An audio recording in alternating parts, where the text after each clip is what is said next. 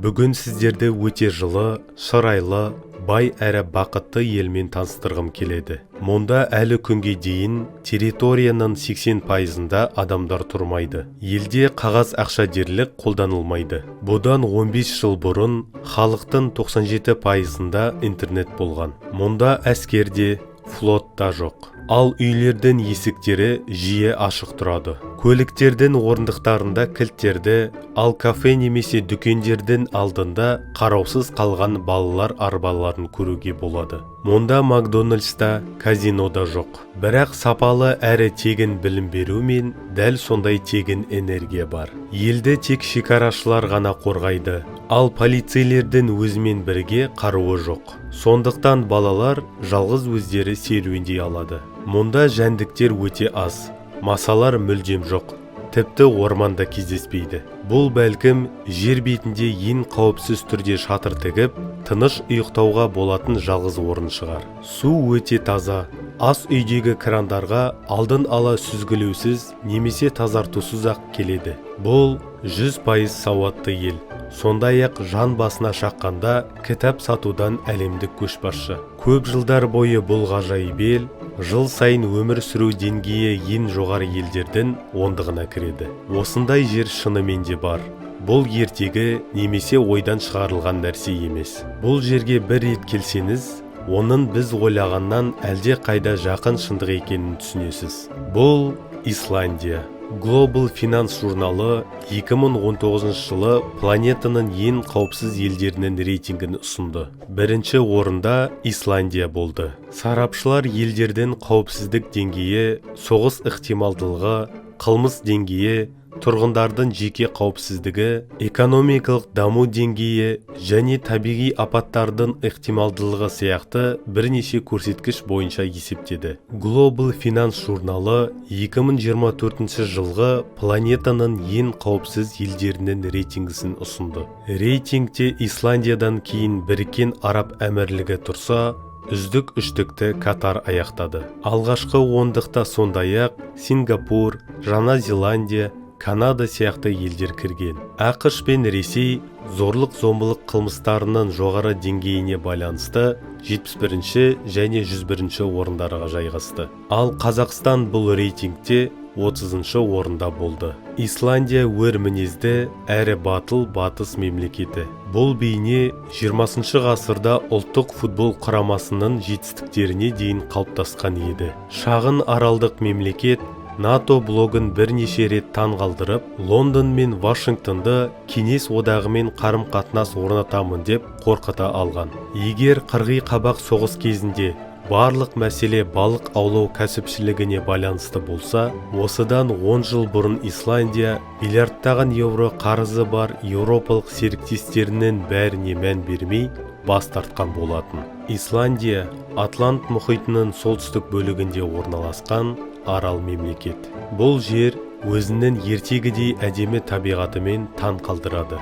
Ерекше жанартаулар, сарқырамалар мен ыстық бұлақтар бұл елге көптеген туристерді қызықтырады. Шағын аралда бар жоғы 400 мыңға жуық адам тұрады. Алайда олар бүкіл әлемге танымал бола білді. Бұл тек ғажайып исландиялық табиғатқа ғана емес, адамдардың өзіне де байланысты. Өйткені викингтердің ұрпақтары бүгінде планетадағы ең сүйкімді адамдарға айналған. 20 жыл бұрын иммигранттар ел халқының небәрі 2%-ын құраса, қазір олардың саны 430%-ға өсті. 2008 жылы Исландияда ауыр экономикалық дағдарыс болып, банк жүйесі толығымен құлады. Сол кезде билік нағыз экономикалық ғажайып жасап, елді бұрынғыдан да бай ете алды. Барлық банктер мемлекет меншігіне өтті. Жемқорлар түрмеге қамалды. Бұл өте қатаң талап болды.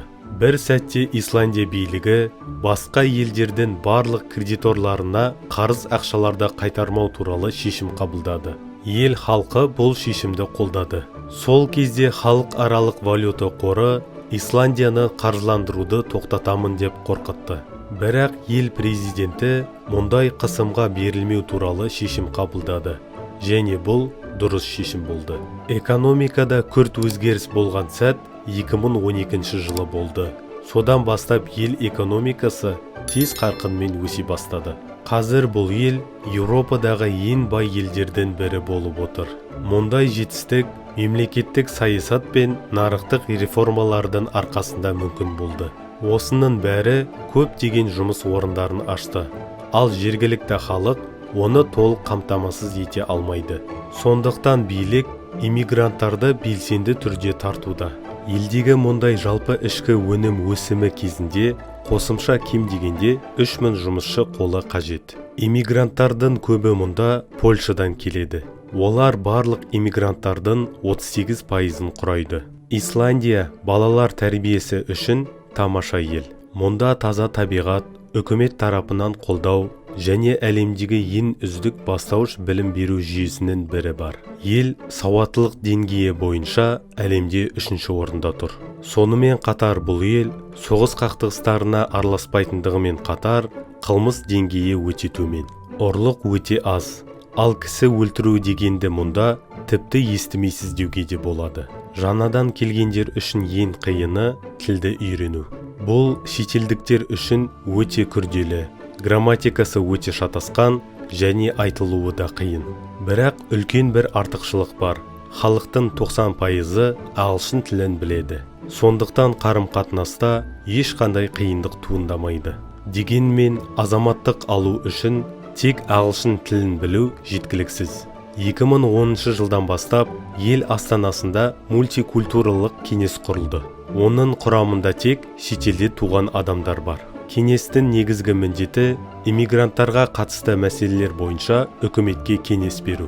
Егер иммиграция қарқыны сақталса, 2040 жылға қарай елдің әрбір 5-ші тұрғыны иммигрант болады. Исландия суық солтүстік ел сияқты көрінуі мүмкін. Бірақ бұл мүлдем олай емес.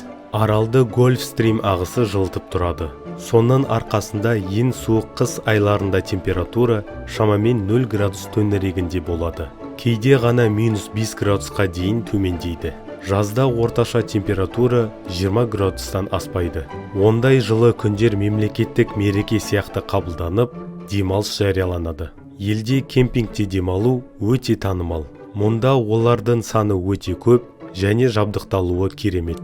Кемпингтерде ас үй, барбекю, душ және дәретхана бар. Исландиялықтар өте креативті және жаңа бастамаларға ашық адамдар.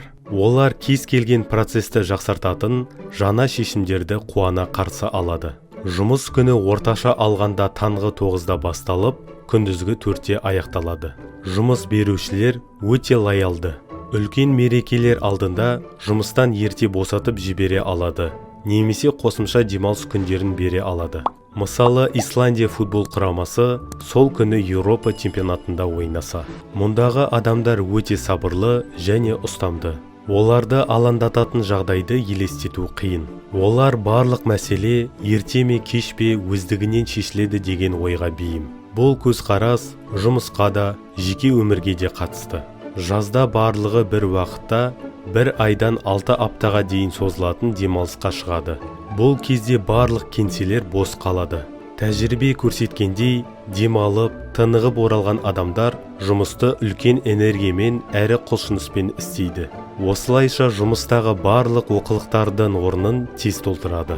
Елдегі салық салу жағымсыз тұс. Мұндағы салық мөлшері 37%. Әрі жалақы көлеміне байланысты одан әрі өсе түседі.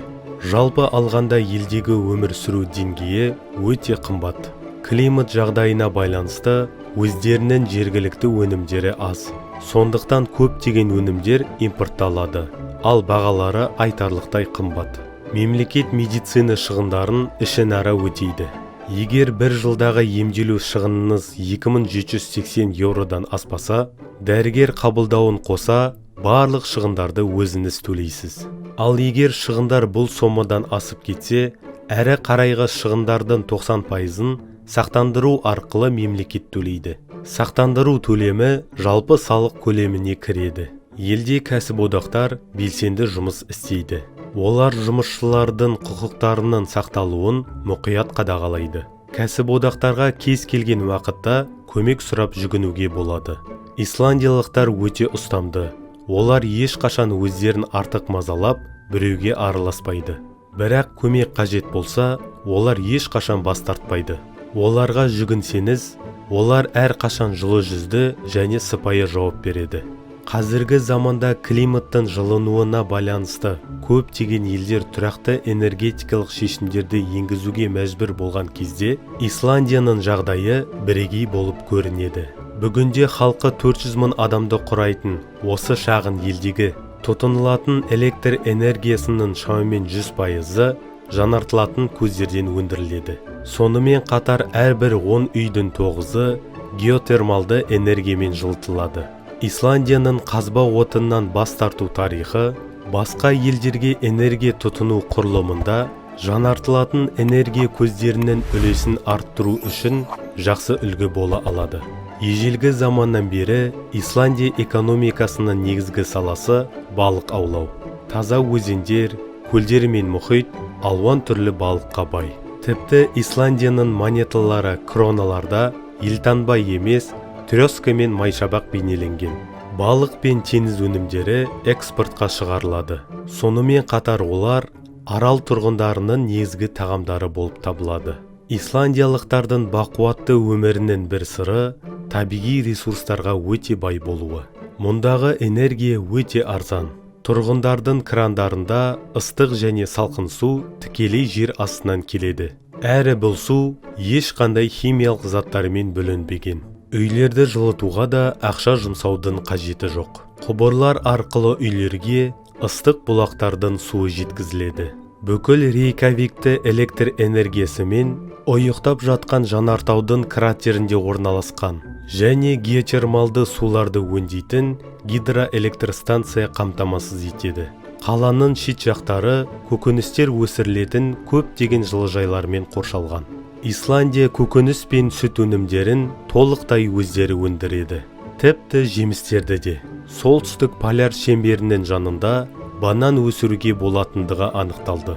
Статистика бойынша Исландия Жапониямен бірге өмір сүру ұзақтығы бойынша әлемде бірінші орынды иеленеді. Сонымен қатар телекоммуникация және биотехнология даму деңгейі бойынша алғашқы үштікке кіреді. Ал небәрі 100 жыл бұрын исландиялықтар ескі үйлерде тұрып, тек өз қажеттіліктері үшін балық аулаумен айналысқан. Халықтың көп бөлігі сауатсыз болған. Өнеркәсіп пен урбанизация олар үшін мүлдем беймәлім ұғымдар еді.